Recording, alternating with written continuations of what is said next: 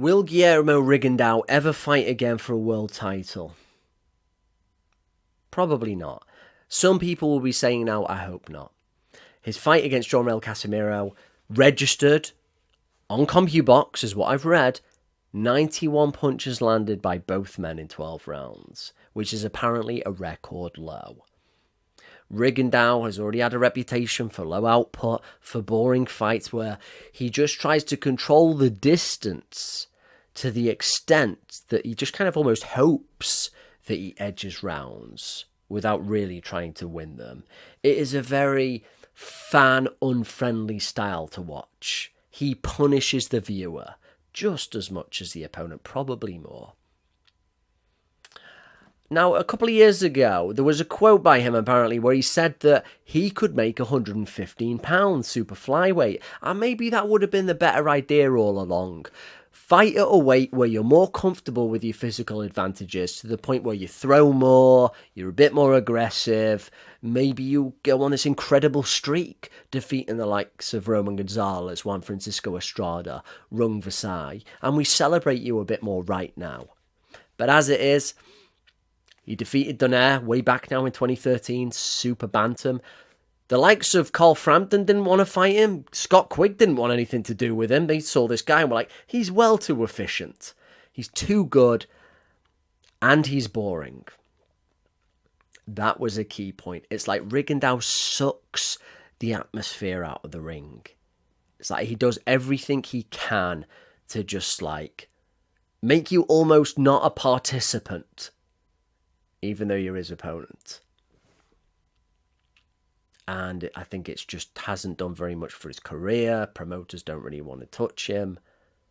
And there is an aspect where you're like, yeah, I don't really want to see him at the world level anymore. Now, he's had a lot of time out. The guy's in his 40s. It's like, he should probably be checking out now anyway. But, you know, it was just another reminder of the problems we've had with the Cuban's career during a time when he should have been more exciting, getting more people's attention.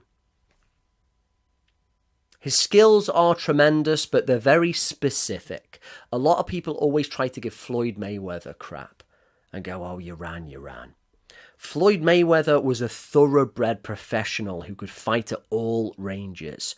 Rigondeaux can't. He's got the security system where he always tries to grab you when you get close. He doesn't fight at the mid-range, really, or certainly not up close. He doesn't like it. He always wants things to get locked down and then reset to long range. And that doesn't make him very interesting to watch, it's got to be said. He like dips down very low to try and stop the action, or he grabs you. He's not interested in exchanges. He likes to butter up the angle for his left hand, which when he lands it, like he did in the 7th round against that Solis a couple of years ago, beautiful shot. Underrated puncher, scything left hand. But it's always too few and far in between from Rigondeaux. It's always been the same situation. His particular skill set is very nice to watch when it works. But up close doesn't fight, mid-range, as I say, doesn't really exchange. He doesn't do anything to try and communicate with the crowd. And boxing is a spectator sport. He said at the end of this fight, like, oh, I didn't throw enough punches. It's like, fair enough, you're in your 40s now. But this career could have been a lot more dynamic. He did have the occasional exciting fight, like against, I was at Amagasa, that tall Japanese fighter who floored him. Then he came back and kept giving him left hands, turned his head into a balloon, managed to stop him. That wasn't a bad fight.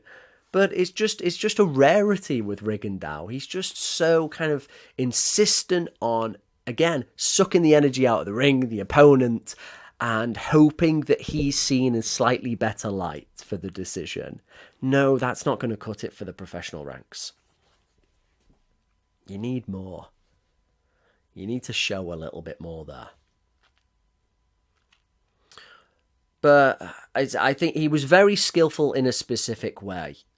There was a time, I think, when he beat Donaire when people were like, this is one of the most skillful guys ever. It's like, no. he hasn't shown enough of being adaptable again at different ranges. He just wants to insist on his own weird way of like low energy, low output. Is he gonna fight again, against anyone of any kind of merit? Perhaps. He looks like the kind of guy who just stays in shape all the time because he's always in incredible condition. But I can't say I really want to see this guy again. I've given him a lot of rope with his style when he had that first terrible defense against that Joseph Egbeko, was it, after Donaire? I was trying to go, okay, well, let's see him again. He's great at what he does, but we've had too many stinkers, haven't we? What can you say?